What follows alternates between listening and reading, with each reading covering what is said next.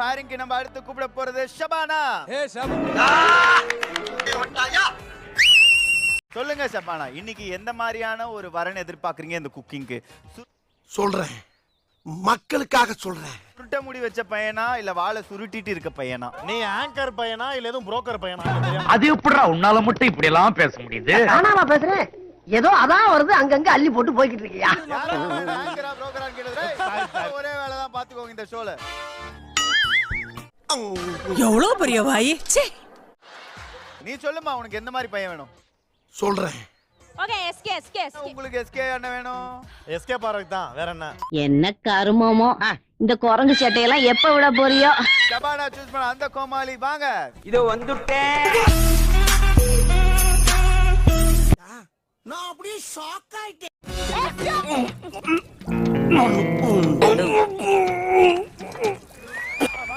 அட பாவி, ஆளை பார்த்தா டம்மி பீஸா இருக்க, பயங்கரமான ஆளா இருக்கேடா. அவரு எல்லாத்தையும் பிடிச்சிட்டாரு. அப்படிங்களா? ரொம்ப சந்தோஷம். புறப்படலாங்களா? இந்த கரண்டி உங்ககிட்ட தான் இருக்கணும். ஒரு கலக்கி இருங்க. கருமமோ இந்த குரங்கு சட்டையெல்லாம் எப்ப விட போறியோ? இதுக்கப்புறம் விஜய் டிவி விட்டு ராமரண்ண விலகுறாரு. இந்த நாட்டை விட்டே ஓடி போய் என்னங்க ஐயா?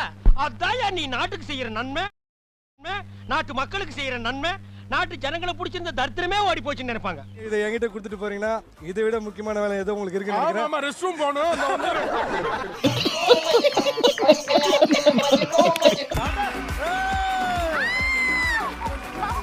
எவ்வளவு பெரிய வாய். சூப்பர். இது ஓகே. தளபதி கெட்டப்ல இருக்க அந்த கோமாளி வாங்க. புரட்சி தலைவர் வந்துட்டாயா, புரட்சி தலைவர் வந்துட்டாயா.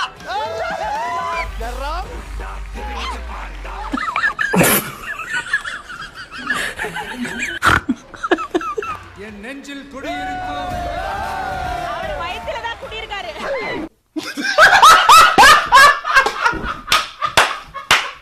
எந்த பேரு? ஜோசப் திருவிழா. ஆமா.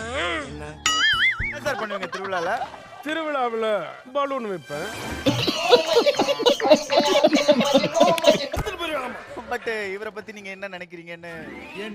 சொல்றேன், மக்களுக்காக சொல்றேன். எப்படி வந்து சினிமா இண்டஸ்ட்ரிக்கு அண்ணன் ஒரு தளபதியோ, நல்லா இருக்க. நம்ம விஜய் டிவிக்கு வந்து இவர் தான் தளபதி.